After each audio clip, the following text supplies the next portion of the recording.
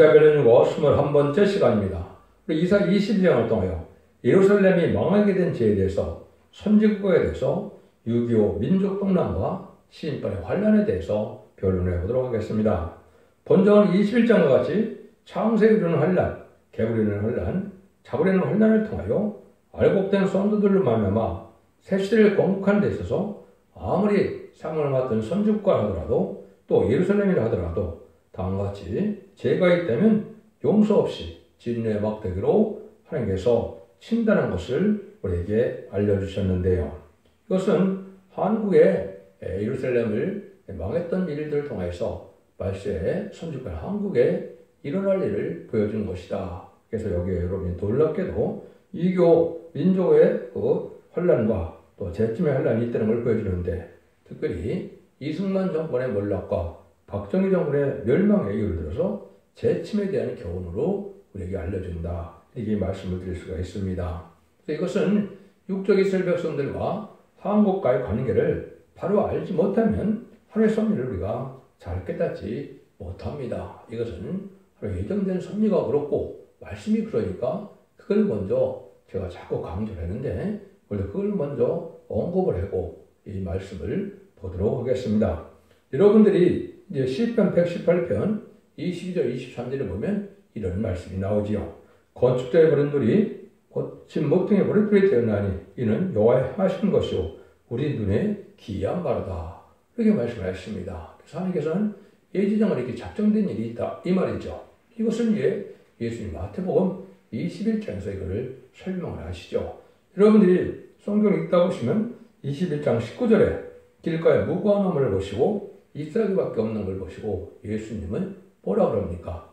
영원히 열매를 맺지 못하리라. 그 무화과나무를 저어주니까 큰 이적이 나타나서 무화과나무가 말려버리고 말았죠. 이게 참 중요한 일이거든요. 아직 철이 이르러서 무화과나무가 없을 때인데 그때 예수님이 이런 기적을 행한 걸 보면 무슨 의미가 있을까요? 이것은 성경대로 예언대로 메시아로 하나님의 아들로 이 땅에 오셨지만은 육적 유대인들은 예수님을 영접하지 않을 것을 주님께서 모르시겠습니까? 아시겠습니까? 아시겠지요? 그래서 이스라엘 백성들에 대한 이런 저주를 미리 내린 겁니다. 그걸 경고를 주신 것이죠. 이걸 이제 잘 못 깨달으니까 마태복음 21장 33절 46절에 보시면 포도원을 새를 주고 갔는데 뭐라고 합니까? 농부들을 떼고 종들을 때리고 죽이고 해서 아들을 보냈는데 아들을 뭐라고 해요? 39절에 보면 이에 잡아 농부들이 그 아들을 보고 서로 말하되 이는 상속자니 자 죽이고 그 유업을 차지하자 하고 이에 잡아 포도원 밖에서 쫓아 죽였느니라. 이렇게 되어 있죠. 이거 바로 예수님이 영문 밖에서 십자가에 못 박혀 들어가게 하신 것을 말씀한 것이죠. 이것이 건축자의 버린 돌이 임한 것인데 예수님이 왜 건축자의 버린 돌이냐? 예수님이 이제 9장 6절 7절에 보시면 한악으로 오신 예수님은 뭐하러 오셨다고요? 다윗에 의해 앉아서 영원한 나라를 굳게 세우려고 오셨다. 이렇게 되어 있거든요. 그게 다윗 왕국이죠. 그렇다면 이 시대는 그것이 뭘까요? 그것이 에덴으로 회복인 천년왕국이죠. 천년왕국을 건설해서 완전한 성전나라, 그리스도의 나라를 이 땅에 이루는 것이 예수님이 오신 목적이다. 이 말입니다. 그래서 예수님을 십자가에 못 박혀 죽였으니까 그 이스라엘 백성들이 주의를 할 수 있겠습니까? 없겠습니까? 예수 믿고 중생받아 성령 충만한 삶을 살아야 주의를 할 수 있는 민족이 되는데 아직도 예수님을 영접하지 않죠. 그래서 예수님이 이제 이 성물명을 자세히 말씀을 하시죠. 41절 44절에 보면 저희가 말하되 이 악한 자들을 진멸하고 포도원은 제때에 실과를 바칠 만한 다른 농부에게 새로 줄지니다. 예수께서 가라사대 너희가 건축자 성경에 건축자의 그린 돌이 모퉁이들의 머릿돌이 되었나니 이것은 주로 말미암아 된 것이요 우리는 왜 기이함을 하다함을 읽어본 일이 없느냐. 그러므로 내가 너에게 이르노니 하나님의 나라를 너희는 빼앗기고 그 나라의 열매 맺는 백성이 받으리라. 이 돌 위에 떨어진 자는 깨어지겠고 이 돌이 사람 위에 떨어지면 저로 가루로 만들어 흩뜨리라 하시니라. 이렇게 예수님이 설명하시죠. 분명히 말씀하시죠. 그래서 너희 나라를 하나님을 빼앗겼다. 이스라엘 백성들은 예수를 믿지 않고 살고 있으니까 이제는 예수님을 일을 할 수가 없는 민족이 된 것이죠. 지금 예수님을 영접하지 않죠? 그럼 보세요. 그러면 이제는 모든 일들이 머릿돌이 돼야 되겠죠. 그래서 다른 백성이 있다. 이 다른 백성이 어디냐? 이게 이제 한국이다 이 말입니다. 이거를 이제 제가 설명드렸는데 건축자의 본인들이 모든 일들이 머릿다는 것은 심판주의 역사가 시작되었을 적인 것이고 초림주의 역사는 유대인들로부터 시작됐지만 재림주의 역사는 이제 한국으로부터 시작된 것을 예언하신 것이다. 이걸 어떻게 그걸 알 수가 있느냐? 예수님이 이제 마태복음 24장에 보면 인간 종말의 대지를 쭉 설명을 하시죠. 그걸 내용 살펴보면 20세기에 다 이루어질 일입니다. 그 20세기가 하나님이 정하신 인간의 종말이다. 20세기 후반에 특별히 그렇죠. 그런데 예수님이 그 일을 하시고 창세기를 하나님 온다고 그러시고 뭐를 예수님이 말씀하십니다. 그 무화과 나무 비유를 다시 말씀하시죠. 32절 35절에 보면 그 가지가 연하여지고 잎사귀를 내면 여름이 가까운 줄 아나니 이와 같이 너희들이 모든 일을 보거든 인자가 가까이 곧 문 앞에 이른 줄 알라. 내가 진실로 너에게 이르노니 이 세대가 지나가기 전에 일이 다 이루리라. 천지는 없어지겠으나 내 말은 없어지지 아니하리라. 그래서 무화과나무를 젖었던 무화과나무가 잎이나 가지가 나는 때가 온다는 거죠. 이것이 이제 1948년 약 1800년 동안 나라가 없이 디아스포라로 살던 이스라엘 백성들이 갑자기 나라가 이루어졌죠. 이것이 무화과 나고 잎이 나고 가지가 난 거죠. 3개월 후에 한국이 1918년 8월 15일 날 한국도 또한 건국이 됐죠. 이것이 여러분이 이제 박관중 장로나 안희승 여사의 그 간증을 들어보면 분명하죠. 이스라엘 일본에게 불받아도 된다 경고를 하고 나서 결국은 나가사키와 히로시마에 원자폭탄이 터지고 나서 한국 해방돼서 한국 건국된 것이죠. 이것이 하나님께서 선지국가로 예정한 것이 이루어진 것이고 이것이 사명이 한국으로 옮겨진 겁니다.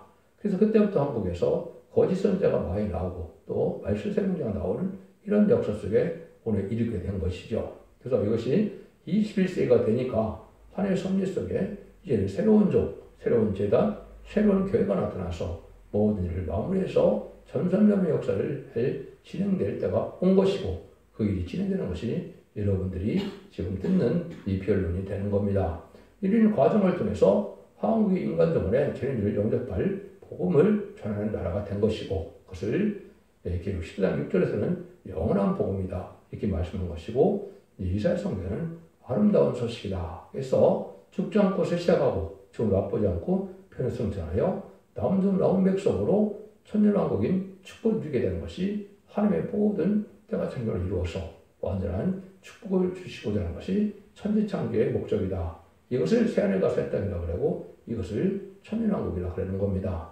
물론 백부자 심판 후에 천년왕국 끝난 후에 백부자 심판 후에 무궁세계에서 새하늘과 새 땅도 또 있지만 문제는 이 땅에 이루어지는 이 지상왕국에 들어가지 못하면 하나님의 축복을 받는 일이 다 못 받게 되는 것이다. 이걸 아셔야 됩니다. 그래서 예루살렘이 망했던 지를 위해서 인간적으로 선지국가인 한국에 대한 지를 설명을 하신 것이다. 이렇게 보시고 나서 이 성경을 봐야 알 수가 있다. 이 말입니다. 1절 4절입니다.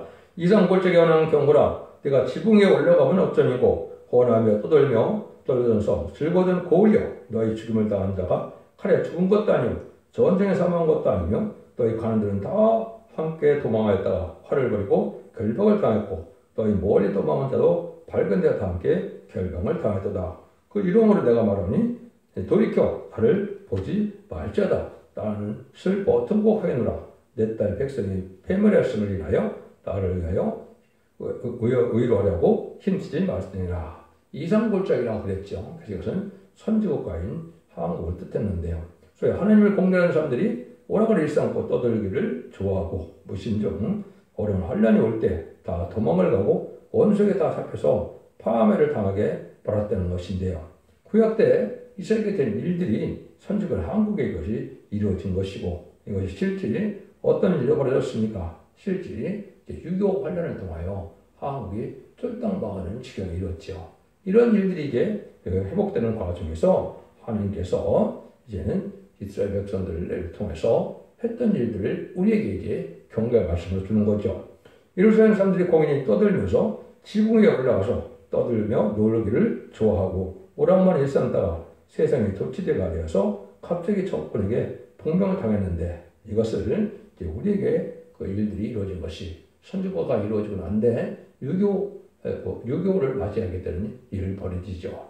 이승만 대통령의 장로와 이윤영 목사님의 이제 기도로 이제는 제국가 시작돼서 한국이 건국됐는데 하늘의 사명을 전혀 생각하지 않고 세상에 이제는 속화되고 부패되고 이런 일이 벌어졌죠. 그래서 유교가 이제는 결국은 하나님의 이 나라를 깨우치기 위한 징계였다. 이렇게 볼 수가 있는데 그런 일들 통해서 한국이 새로운 나라로 거듭나는 기회가 돼서 지금은 선진국판에 들어갈 수 있는 토대가 된 것은 사실은 유교동란 이후에 되어진 일이다. 이렇게 이론을 보시는 것이 하나님의 때같은 경로로 한국을 통해서 하시고자 하는 것이 하나님의 뜻이다. 이렇게 볼 수가 있죠. 그래서 아까도 얘기한 것처럼 이제는 한국이 건국되고 난 다음에는 한 세대 안에 다 이루어진다고 했으니까 한 세대는 10편, 90편, 10절에 보면 너 연수가 70이요 강건하면 80이라고 그랬죠. 그래서 20세기, 21세기 중반까지 다 이루어진다 이 말입니다. 그래서 2030년 전후에서 이 모두들이 다 이루는 것이 주님이 하신 말씀대로 뭐라 그래요? 천지는 없어지겠으나 내 말은 없어지지 않는다. 이 말씀을 하는 거죠. 그것이 지금 이 시대에 우리가 접한 상황이다. 이렇게 볼 수가 있는 겁니다. 그러면 이제 말씀을 또 보시면요. 이상의 골짜기에 주 망울의 옥에서 이르는 분유와 발핀과 혼란의 날이여 성벽에 무너뜨림과 산에게 사무치는 부르짖는 소리로다. 이 환란은 이제 여기서 징계의 목적을 준 유교 동란을 뜻했다. 이렇게 볼 수 있죠. 그러니까 분노에서 쳤는데 발핀과 혼란의 날을 주었다는 것인데 하나님도 하나님께서는 유교도 하나님 허락하여 이루어진 일이다. 이렇게 볼 수 있는 겁니다. 6절, 7절입니다. 엘리야는 사람은 전통을 졌고 병고탄 자와 마병이 함께하였고 기르 사람은 방패를 들었나니 드러내었나니 병거는 너의 아름다운 골짜기에 가득하였고 마병은 성문에 정문을 되었다. 환란이 일어났는데 적병이 아름다운 골짜기에 가득하게 됐다. 엘리야는 북한을 뜻하고 기르 사람은 중국을 뜻했는데요. 인간은 방패를 삼아서 우리나라의 중국군이 꽉 차게 실지 이루어졌죠. 이때 아름다운 한양거리에도 이에 공산당이 꽉 차는 일이 벌어졌죠. 이 말씀이 실제 응한 것이죠. 이것이 유교 때 이루어졌다. 8절입니다. 그가 유대에 덮였던 것을 벗김에 이 날에 네가 수풀의 복관에 병기를 바라보았고 유교 때는 참으로 한심한 일이었죠. 탱크도 없고 부장이 아무것도 되지 않고 군대도 되지 않은 상태죠. 유교를 겪어보니까 한국이 이제는 각성을 받게 됐다. 이 말입니다. 그때부터 군대를 이제 할 생각을 한 거죠. 그러나 하나님께서 그들을 불쌍히 보고 관을 벗겨주었는데 이거는 이제 다니엘서 11장 30절에 보면 기띔의 배들이 가서 우리를 도와준다고 그랬죠. 인천 상륙작전을 통해서 한국이 이제 유교를 극복하는 이기는 일이 벌어진 것이고 그래서 휴전이 된 것이죠. 그래서 그런 일이 이루어진 것은 이제는 그때부터 한국이 뭘 뼈대게 됐겠습니까? 이제는 국방력이 없으면 나라가 존재할 수 없다는 사실을 알게 돼서 그때부터 지금까지 한 가지 변하지 않는 사실은 우리가 자주국방을 해야 되겠다. 이 사상이 들어간 거죠. 이게 이제 우리를 깨우치는 역사다. 이것이 실제 한국 선진국가의 반일에 올려놓는 이런 일로 나타나는 겁니다. 이걸 이제 그렇게 볼 수가 있는 거거든요. 9절 10절입니다. 너희가 다윗성에 끊어지는 것도 곳이 많은 것도 보이고 너희가 아랫못에 물도 모으며 또 예루살렘에 가옥을 개수하며 그 가옥을 하러 성벽을 경고케 하기도 하며 이거는 이제 하나님께서 한번 막대를 맞고 났는데 이제는 뭐예요? 자, 아주 급속도로 이제 그 건축 재고를 하는 일이 벌어지죠. 그래서 이제 저수지도 만들고 또 이제 그 집도 다시 수리하고 복구하는 일이 있었죠. 이때 이제 절대적인 도움이 미국의 도움으로 빠르게 복구되는 사실이죠. 인정할 걸 인정해야 되겠죠. 미국의 많은 원들을 통해서 한국이 실제 이제 유교동네를 복구하는 일이 이루어진 것도 사실이다. 이건 그 얘기를 지금 하신다. 이렇게 볼 수 있는 거죠. 그런데 11절입니다. 너희가 또 옛못의 물을 위하여 두 성벽 사이에 젖을 만들었느니라. 그러나 너희가 이 일을 하신 자를 악망하지 아니하고 이 일을 예척도 경한 자를 존경하지 아니하느니라. 그래서 이러한 재건, 무너진 데를 수축하는 일은 정신이 없었지만은 여호와를 악망하지 않고 하나님의 사랑과 은혜는 생각지 않는 나라가 된 거죠. 이래서 이제 하나님은 그거를 지금 알게 하는 거죠. 수도공사나 댐공사나 저수지를 만드는 하였지만 하나님을 경외하는 일은 벌어지지 않았다. 하나님을 이제 잃고 사는 이런 민족처럼 된 거죠. 그래서 이제 그때 당시 한국이 기독교 번성하는 일이 벌어지면서 이제는 경제개발과 더불어서 아주 극소적으로 번성하는 때가 오는 거죠. 이것이 하나님께서 선진국가를 키우려고 하는 그런 작정된 일이다. 이렇게 보셔야 된다. 이 말입니다. 11절 13절입니다. 그래 주 마물에 와서 명하사 통곡하며 애워하며 머리털을 뜯으며 굵은 배를 따라 뛰라 하셨거늘 너희가 기뻐하며 즐거워하며 술을 잡고 양을 죽여 고기를 먹고 포도를 마시며 내일 죽으리니 먹고 마시자 하는도다. 그래서 6.25가 어느 정도 극복이 되고 나니까 오히려 어떤 생각이 들었습니까? 이제는 먹고 마시고 놀자 이런 얘기를 했죠. 그래서 우리가 어렸을 때 보면 노새 젊어서 노새 늙어지면 못 노나니 이런 노래가 많이 되고 했죠. 그런 일이 됐었습니다. 실질적으로. 그렇죠? 그래서 이제 겨우 이제는 뭐 완전히 복구된 것도 아니지만은 이제 겨우 유교가 이제 복구가 돼서 경제가 시작되니까 놀고자 하는 이런 일이 많이 오락삼고자 하는 일이 벌어졌다. 여기서 말한 것처럼 술을 잡고 양을 죽여 고기를 먹고 포도를 마시며 이게 내일 죽으리니 먹고 마시자. 이래서 결국 실질적으로 그때 돼지도 많이 잡고 소도 많이 잡고 우리 어려서 보면 그런 일이 많이 벌어졌습니다. 그런 일이 세상에 이루어졌죠. 이런 일이 바로 하나님 보시기에 이제는 이 죄를 속하지 못할 죄까지 이루어져 가는 건데 이때 사명을 망각하고 영공 협상을 하고 또 속하고 타락되고 세상 향락에 땅에 소망을 둬서 하늘을 믿는 민족이 그때까지는 아직 이루어지지 않았죠. 이것이 이제 기독교가 번성하는 때에 이걸 깨닫게 된 때가 오는 것인데 그 이후로도 죄를 많이 졌다 이 말입니다. 14절입니다.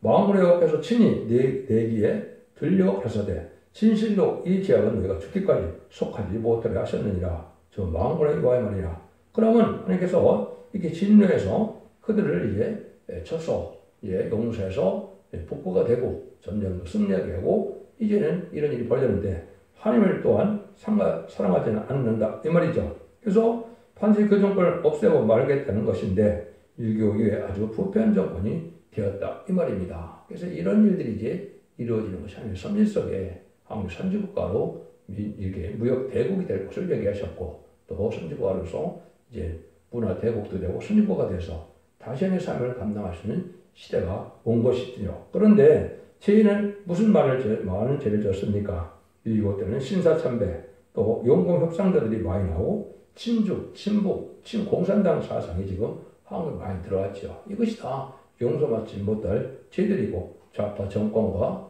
음자 정권 교권이 바로 그 일이 지금 이루어졌죠. 그래서 이런 공산당 협상하는 이런 일들 중에 WCC, WEA, NCK 이것들을 바로 뭡니까? 다원을 주장하는 사회주의를 받드는 이런 거짓 목사들을 받아들인 것이 한국의 기독교의 사실이죠. 이런 죄가 지금도 쌓여있다 이 말입니다. 그래서 그런 죄가 용서받기 어려운 것이고 또 예언의 말씀을 무시하고 또 세상이 어떻게 됐습니까? 간음도 죄가 아니다.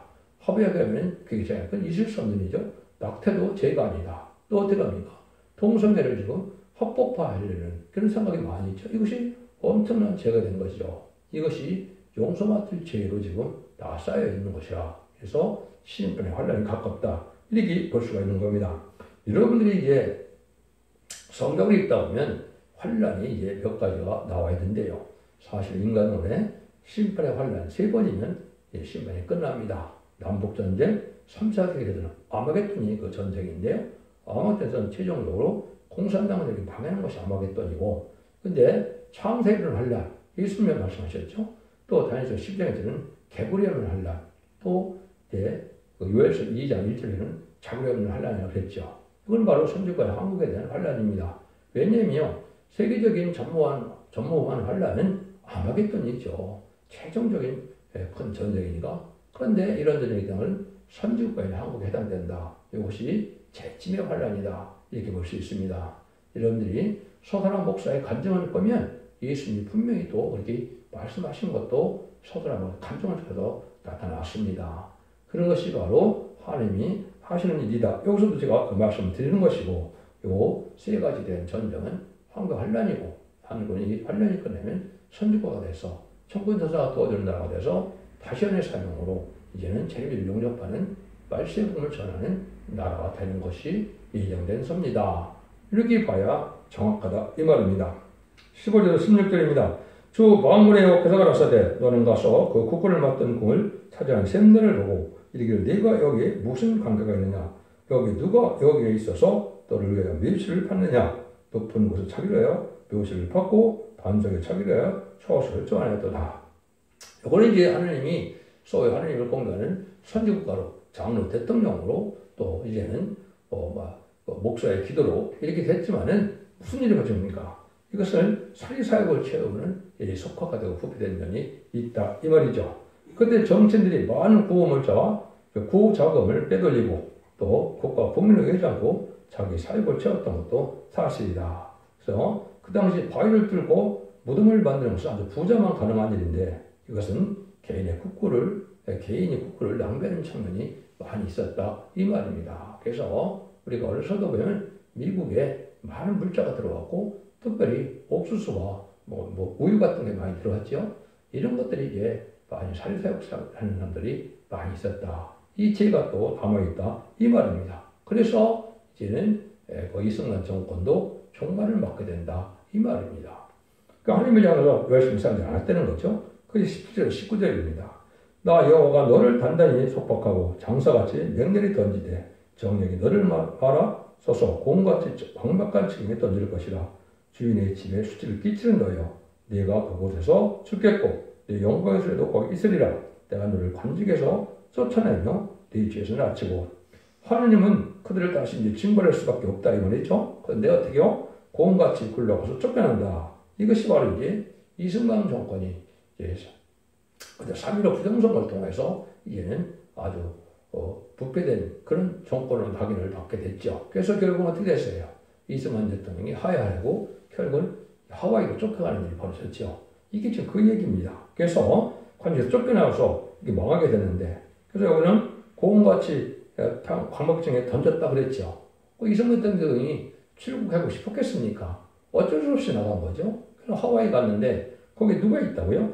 영국연세가 거기 있다. 그래서 그때 오스트리아 프란체스카 여사를 만나서 결혼하게 되죠. 그래서 그 과정을 여러분 잘 아실 겁니다. 그래서 이제는 이런 일들이 이승만 대통령이 사실 일어났죠. 그래서 이승만 정권의 종말이 오고 말았다 이 말입니다. 그래서 사명국관을 잘 하지 못하므로 이승만 박사가 이제는 하루 쫓겨나고 거기서 결국은 죽을 때까지 못 들어왔죠. 그 부인도 또 거기서 얻게 됐죠. 그때 사건에 이기봉 그 집에서 몰살되는 역사가 있었죠. 그게 이제 부정선거의 저기였는데 그런 일이 벌어져서 이승만 정권이 종말을 맞게 됐죠. 그래서 영광의 수레는 부인인 프란체스카가 오스트리아 여인을 뜻했다 이렇게 보시는 것이죠.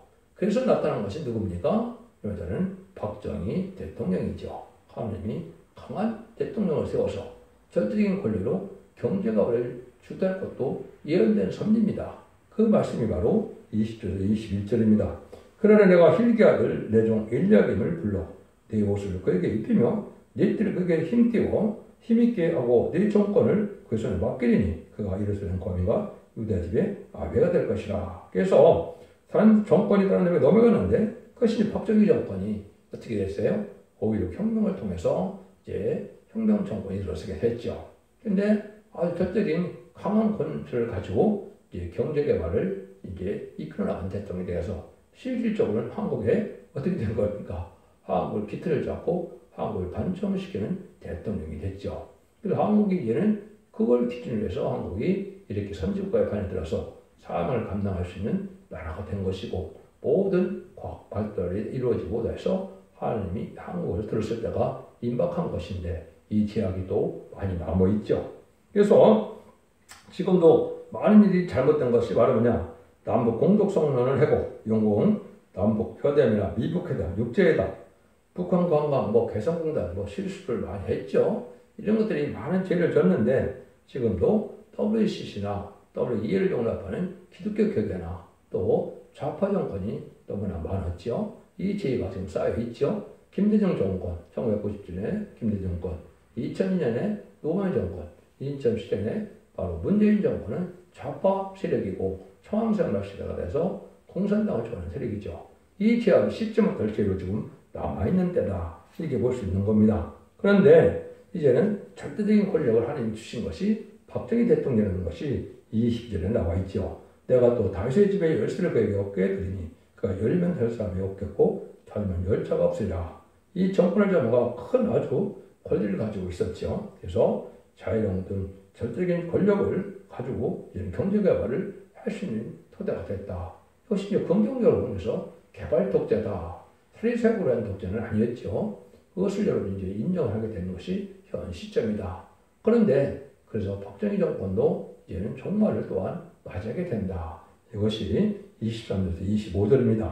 못이 단단한 곳에 박힌 같이 그를 경고케 하리니 그가 그 아비 집에 영광의 보좌가 될 것이요 그 아비 집의 모든 영광이 그에 걸리리니 그 후손과 족속되는 각 작은 그를 곧 종들로부터 항아리까지리라. 망군이 옆에서 가라사대 그날에 단단한 곳에 박혔던 못이 사거리니 그 못이 부러졌으므로 그 위에 걸린 물건이 파쇄되리라 하셨다 하라. 여호와의 말이니라. 그래서 단단히 박혔던 못이 경국에다 순식간에 이게 못이 부러졌다 이 말이죠. 이것이 여러분들이 이제 잘 아는 1979년 10월 26일 날 그때 제 기억에 보면 삽교천에 갔다 오셔갖고 결국은 궁정동 안가에 대해서 이제는 연회를 베풀다 거기서 긴제교에서 그 순식간에 살해를 당하는 일이 벌어졌죠. 이걸 지금 얘기한 겁니다. 그래서 완전히 큰 권력이 잘 튼튼한 것 같은데 하루아침에 무너졌죠. 이것이 이제 긴제교 총선교에서 박정희 정권의 종말을 구하게 됐다 이 말입니다.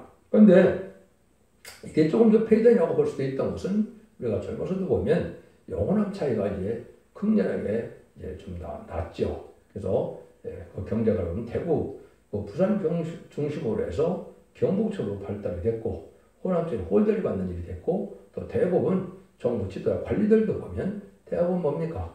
대부분 대구, 경북 육사 출신이 대부분이었죠. 이것이 이제 여기서 말하는 것처럼 지역 편충처럼 이렇게 돼서 한국이 그런 일이 좀 벌어지는 것은 사실이다. 이것이 폐단도 될 수 있고 현실이 그렇게 되어 있다 이렇게 볼 수 있는 것이죠. 이래서 이제 박정희 대통령이 이제는 서거 이후에 이제는 물질이 발달되는 무역 대국이 되는 것이 이제 23장에 나와 있는 것이고 그런 무역 대국이 된다면 청만 시대가 와서 이제는 용목 협상력이 나타나서 그 심판대를 맞이하게 되는 것이 이사야 성경에 확인된 예언이다 이렇게 볼 수가 있는 겁니다. 여러분들이 처음부터 이게 생소하게 들리지만은 이것이 사실은 사실입니다. 여러분들이 이걸 잘 아셔서 이 시대에 한국의 처한 입장과 한국의 사명을 말씀을 통해서 알게 돼야 이 예언서를 깨닫는 것이고 예언서 자체는 인간 종말을 말씀하시는 것이 목적이고 옛날에 된 일은 별 의미가 없는 것이고 현재 되어지는 것이 예언을 바라보는 목적이다. 이렇게 볼 수가 있는 겁니다. 여러분들께서 기독교 2000년의 역사가 예수님의 그 중생을 받아서 천국복음으로 죽어 천국 가는 것이 끝이 아니라 이제는 죽지 않고 새 시작하고 죽음의 앞바다고 결혼처럼 말씀의 복음을 믿고 이 말씀을 믿고 또 고집께서 원죄자분들 해결돼서 남는 남은 목생에 대해서 자선만대 축복을 누리느냐 가족적인 전멸을 당하는 것이 인간 동물의 심판대고 그것이 마지막 한일의 역사인데 한일의 역사가 시작된 날이 임박하다. 1300년 날이 임박한 시점이다. 이렇게 깨달으셔서 여러분 이 시대에 사랑의 방주, 은혜의 방주, 구원의 방주인 소택의 변을 듣고 이제 순종함으로 자손 만대의 축복을 누리는 복된 종들과 성도님들이 다 되시기를 예수님의 이름으로 간절히 축원드립니다. 아멘.